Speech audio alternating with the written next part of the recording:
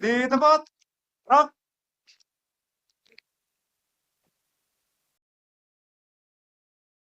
Yang saya hormati Menteri Energi Sumber Daya Mineral, Bapak Bahlil Lahadalia, Ketua dan anggota Komisi 7 DPR RI yang kami hormati, para Menteri SDM dan Wamen pada periode sebelumnya, Pak Ignatius Yonan, Pak Archandra Tahar, Pak Susilo Siswa Utomo, Pak Sudirman Said, para pimpinan tinggi Madya dan pimpinan tinggi Pratama di lingkungan Kementerian SDM, Kepala SKK Migas, Kepala BPH Migas, anggota Komisi BPH Migas, AUPK, Dewan Energi Nasional, para staf khusus menteri, para direktur utama BUMN, sektor SDM, serta para undangan sekalian yang berbahagia. Assalamualaikum warahmatullahi wabarakatuh. Selamat siang dan salam sehat bagi kita semua. Pertama-tama marilah kita panjatkan puji dan syukur kehadirat Allah Subhanahu wa taala karena atas rahmat dan hidayahnya sehingga kita dapat laksanakan tugas dan tanggung jawab sebagai Menteri SDM selama Kabinet Indonesia Maju tahun 2019 sampai dengan 2024. Dan selanjutnya kami sampaikan ucapan selamat kepada Bapak Bahlil Lahadalia sebagai Menteri SDM. Dan juga sekaligus kami sampaikan ucapan terima kasih kepada seluruh jajaran Kementerian SDM yang telah bersama-sama hampir 5 tahun ini, yang telah berupaya keras bersama-sama untuk bisa mengemban amanah. Menteri dan para hadirin saudara sekalian yang saya hormati, upaya-upaya target capaian di transisi energi ini mulai berjalan sejak bergulirnya Paris Agreement di tahun 2016. Indonesia bersyukur kita memiliki sumber energi yang melimpah dan sumber daya alam lainnya.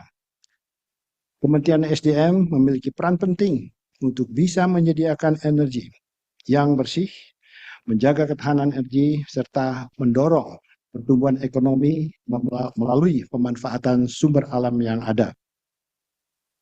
Di tengah pertumbuhan konsumsi migas, kita diharapkan dengan penurunan produksi minyak dalam negeri. Kita hadapi hal ini dengan langkah-langkah strategis antara lain upaya-upaya untuk penemuan sumber-sumber baru. Kita lakukan juga upaya optimasi sumber-sumber yang ada dengan memanfaatkan teknologi dan pengalaman-pengalaman yang telah dilaksanakan oleh para calon partner kita. Kemudian kita juga upayakan perbaikan kebijakan agar daya tarik investasi di sektor hulu migas ini memiliki daya saing. Di samping itu, perlu dilakukan langkah-langkah peningkatan efisiensi agar kita bisa mengurangi impor dan mengurangi beban subsidi. Saat ini kita juga telah memperoleh anugerah berupa ditemukannya sumber-sumber gas yang baru, antara lain di North Canal Kaltim, yang kita harapkan akan mulai berproduksi mulai tahun 2027-2028. Kemudian juga ada Blok Mandaman, kita upayakan untuk percepatan. Ini diharapkan sebelum 2030 juga bisa berproduksi, dan kita masih mendorong Blok Masela yang besar ini agar bisa berproduksi pada 1 Januari 2030. Ya, di tengah historinya banyak hal-hal yang perlu kita selesaikan. Untuk itulah kita perlu membangun infrastruktur energi. Dan inilah menjadi tantangan Kementerian ini, bagaimana infrastruktur energi itu bisa kita bangun sehingga kita bisa menjamin keberadaan energi dan sekaligus juga ketahanan energi buat negeri kita ini. Saat ini kita sedang menyelesaikan beberapa proyek-proyek transmisi antara untuk gas, dan ini kita akan upayakan selesai. Tersambung dari ujung Sumatera sampai dengan ujung Pulau Jawa, kita harapkan 2028 sudah bisa diselesaikan.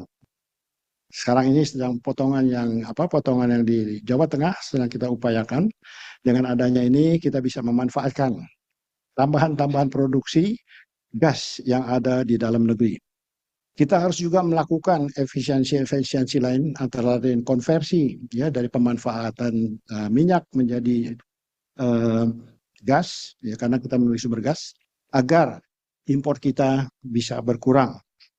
Selain juga kita upayakan agar jaringan gas ini bisa didorong agar kita bisa mengurangi ketergantungan kita terhadap LPG dan memanfaatkan gas alam yang ada di antara kita.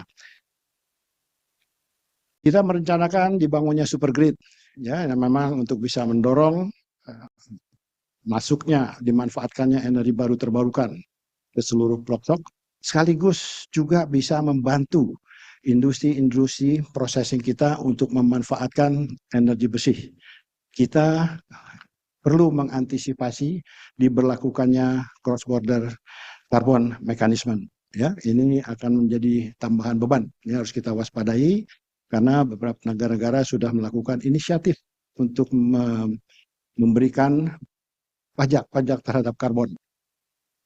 Dalam bidang mineral dan hilirisasi, kita memiliki sumber daya yang cukup besar untuk dimanfaatkan. Ya, antara lain nikel, sekarang kita menjadi salah satu produsen eksporter nikel yang terbesar di dunia. Kemudian juga tembaga dan aluminium untuk infrastruktur, tenaga listrik, dan juga untuk keperluan lainnya. Juga timah. Nah, jadi kita masih perlu mendorong program-program hilirisasi dan saya dengan Pak Menteri Bahlil ya sudah berinteraksi. Saya di SDM, beliau di investasi, bagaimana bisa mendorong hilirisasi ini semaksimal mungkin. Ke depan, tugas-tugas di sektor Kementerian SDM akan semakin menarik, akan banyak tantangan. Kita harus upayakan untuk bisa memaksimalkan potensi sumber-sumber cadangan minyak dan gas bumi terutamanya. Dan juga kita upayakan untuk juga bisa menemukan potensi-potensi baru untuk mineral-mineral kita yang masih terdata di lapangan-lapangan greenfield. Pak Menteri dan Bapak Ibu sekalian, dalam kesempatan ini saya beserta jajaran Kementerian SDM telah menyiapkan dokumen yang berkaitan dengan program strategis di sektor SDM. Dokumen tersebut diharapkan dapat menjadi jembatan yang mampu mengakselerasi kesinambungan dalam pengambilan kebijakan Bapak Menteri SDM, terutamanya dalam mendorong percepatan pengembangan sektor SDM. Akhirnya saya ucapkan selamat kepada Bapak Menteri dan selamat bekerja. Dan saya harapkan seluruh jajaran di Kementerian SDM membantu dengan sepenuh hati, mengoptimalkan seluruh sumber tenaga dan pikiran agar kementerian yang kita cintai ini bisa maju, tumbuh, berprestasi lebih baik lagi di masa mendatang. Kami yakin di bawah kepemimpinan Bapak Menteri SDM, Pak Bahlil, sektor SDM akan dapat mencapai kinerja yang jauh lebih baik. Sekian. Terima kasih dan sekaligus saya pamit dan mohon maaf apabila dalam melaksanakan tugas-tugas saya di sini banyak hal-hal yang kurang berkenan dan juga kesalahan-kesalahan yang kiranya mohon dimaafkan. Billahi taufiq wal hidayah. Wassalamualaikum warahmatullahi wabarakatuh.